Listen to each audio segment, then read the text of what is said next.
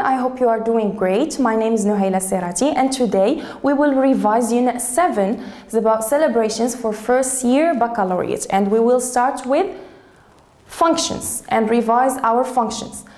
So here we have to match the expressions on the left with the replies on the right. Functions is about asking for apology or apologize. When you do something wrong to someone, you do apologize from him or from her. For example, you didn't obey your mother, for example, she asks you to do something but you didn't listen to her, so you made a mistake. You need to apologize from her. Okay, so we have seen some expressions that we use to apology or to apologize. We can say forgive me, we can say I'm sorry, I'm so sorry, I'm terribly sorry, please forgive me, etc. So these are expressions that we can use to ask or to apologize. And then when you apologize, the other person, he accepts your apology and he would say, for example, never mind, forget about it, it's all right, it's okay, etc. So here we have to match the expressions on the left with the replies on the right. Number one, we have I must apologize. I know that my music is disturbing you. So let's imagine, for example, this is your neighbor. Okay, he always disturbing you with his music, so he comes to apologize. Okay, I must apologize. I know that my music is disturbing you. The second example, I'm terribly sorry for not coming at the right time as I promised. Let's imagine you have a meeting, for example, but you didn't show up at the right time. Okay, so you have to apologize, of course. Number three, I know that the children are bothering you, please forgive me. So here again, for example, your neighbor, she has like kids, little kids, they make a lot of noise and she's apologizing, for example. So here we have potential answers or replies. Number one, we have never mind, the children are not to blame. Number two, we have or B, take your time, let's fix another date. Or C, okay, will you please turn down the volume? So here we have to match the left expressions with the right answers. Take few time to think about it.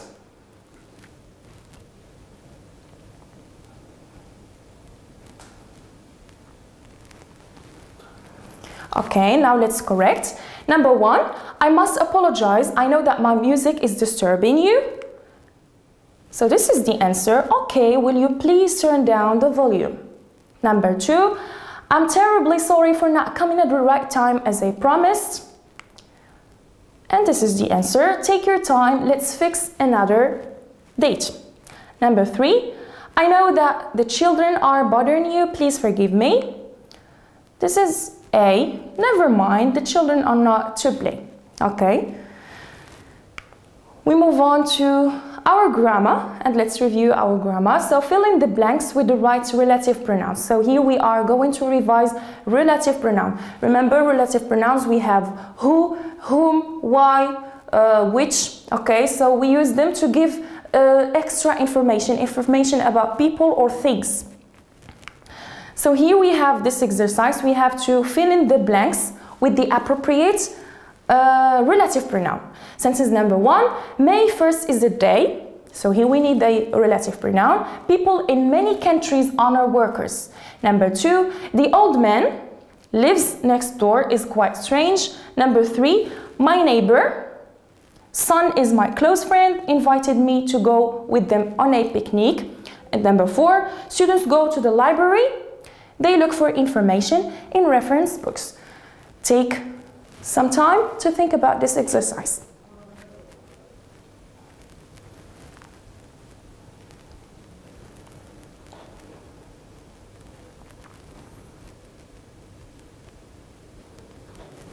Okay, let's correct the exercise. Number one, May 1st is a day. So day, what's day? Is it a person, object, or what? Day is a time, and the relative pronoun that we use with time, of course, is when. Okay, so May 1st is a day when people in many countries honor workers. Number two, the old man lives next door is quite strange. Here, the old man. Man is a person, so the relative pronoun that we are going to use in this case, who. The old man who lives next door is quite strange. Number three, my neighbor, son is my close friend, invited me to go with them on a picnic. So in this case, we will use whose, okay? My neighbor's son, okay? My neighbor whose son is my close friend invited me to go with them on a picnic. Number 4, students go to the library. They look for information in reference books. So what is library? Library, it's like classroom, for example. It's a place. And the relative pronoun that we use with place is where, of course. So students go to the library where they look for information in the reference books. We move on to the second or the next exercise. Here we have to combine the following sentences using a relative pronouns, okay? So number 1, we have Mr. Brown has been invited to join our club. And the second clause, he enjoys going to the theater. So here we have 2 clauses. Clause number 1, Mr. Brown has been invited to join our club. And clause number 2, he enjoys going to the theater. So here we need to combine them using a relative pronoun. Take some time to think about it.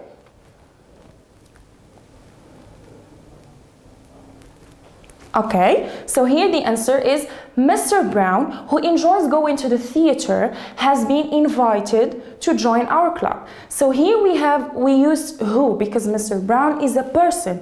And notice here, who enjoys going to the theater is between 2 commas because it's an extra information about Mr. Brown. So it gives us information about Mr. Brown. Mr. Brown, who is Mr. Brown? Who enjoys going to the theater. The second one, clause number 1, she didn't see the man. And clause number 2, he had stolen her bicycle.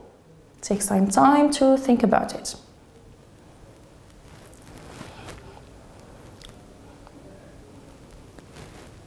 Okay, so here again we have the man. The man is a person. So what is the relative pronoun that we are going to use to combine between these 2 clauses? Who, of course. She didn't see the man who had stolen her bicycle. She didn't see the man who had stolen her bicycle. Okay. Number C, sorry. He was smoking a cigarette. It was forbidden there. So which relative pronoun are we going to use here to combine between these 2 clauses? Take some time to think about it. Okay, so he was smoking a cigarette. Cigarette is like an object or something, okay? So we are going to use, of course, which. He was smoking a cigarette, which is forbidden there. Okay, this man must be rich. His car is a Jaguar. So the answer here, this man whose car is a Jaguar must be rich. Why do we use here whose? Because here we are talking about possession. Possession, okay? This is not my car, this man's car, okay? Now we move on to vocabulary, okay? We have to read the following passages and find which celebration it describes. So celebrations, we have seen before categories of celebrations, okay? We have seen religious celebrations, for example, the birth of the Prophet, Ashura, Eid al-Fitr, etc., or Eid al-Adha. So these are religious celebrations. And we have seen also national celebrations, okay? For example, the Throne Day, okay, the Independence Day. So these are national celebrations that we Moroccans, we celebrate them. And we have also seen foreign celebrations, for example, Thanksgiving. So we don't celebrate Thanksgiving, it's a foreign celebration. And we have international celebrations, for example, Women's Day, Mother's Day, the New Year, like the whole world celebrates these celebrations. Okay, so the exercise that we have to do here, we have passages. We are going to read them and guess which celebration it describes.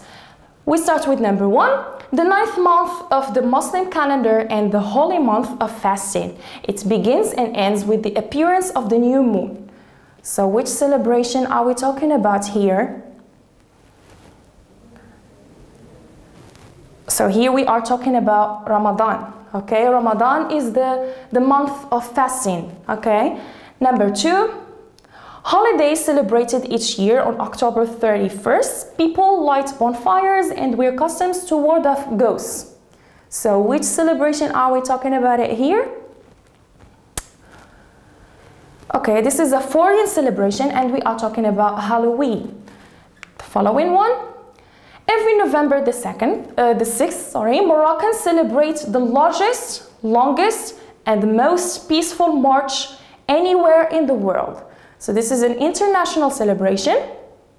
Can you guess which celebration?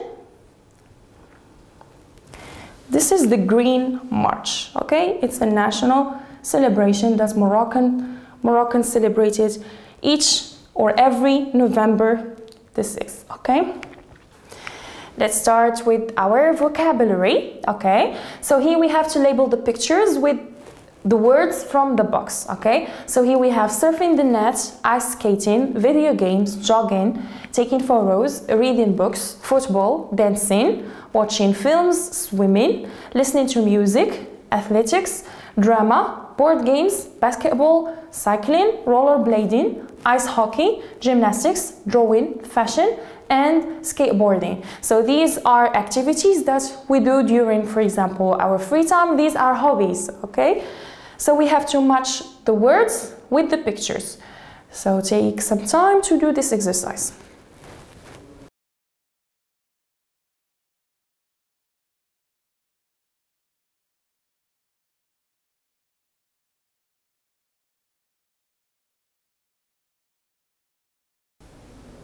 All right, so picture number 1, of course, it's football, okay?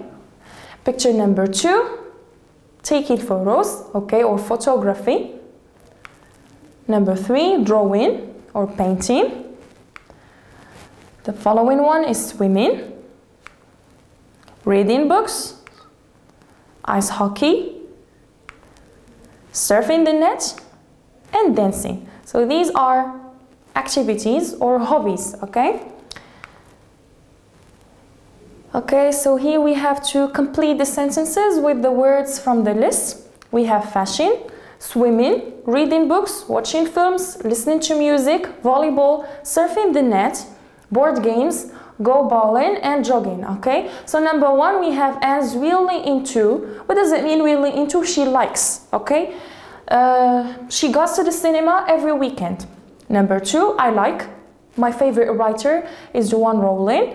Number 3, Ted's keen on. Keen on also means like, okay? Or likes, okay? He plays for the school team. Number 4, Sarah likes. Her favorite singer is Adele. Number 5, John is not very keen on, which means doesn't like. He doesn't pay any attention to the new trends in clothes. Number 6, Dave's really interested in. He likes looking at movie websites. Number 7, Jack doesn't like playing. He prefers outdoor games such as football. So you have to complete the sentences with the words, okay, from the list. Take some time to think about the exercise.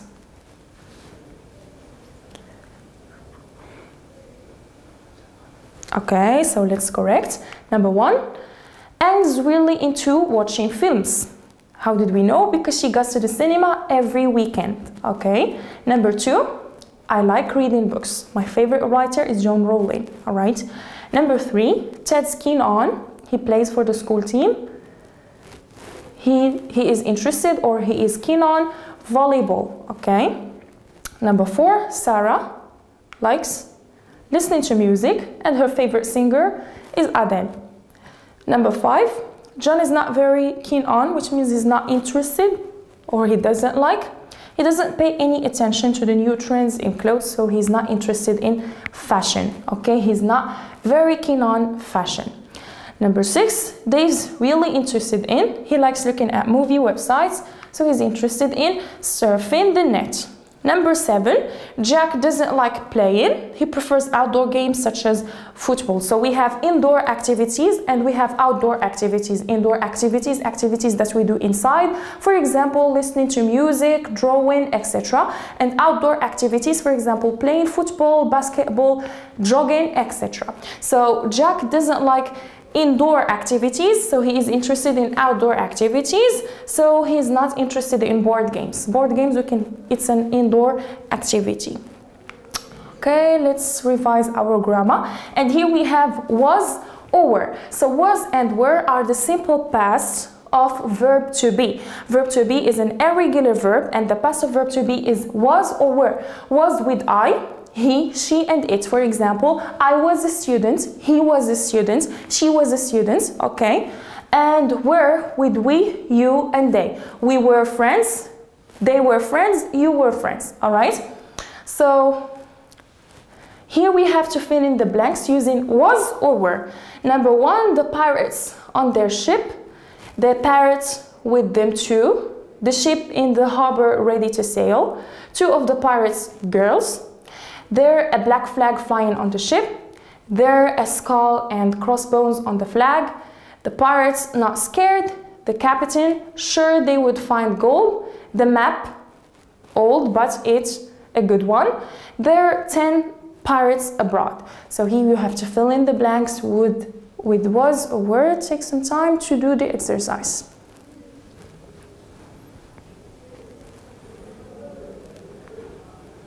Okay, so let's correct the exercise. Number one, the pirates, okay, were on the ship. Because if we want to replace the pirates with a subject pronoun, we replace it with they.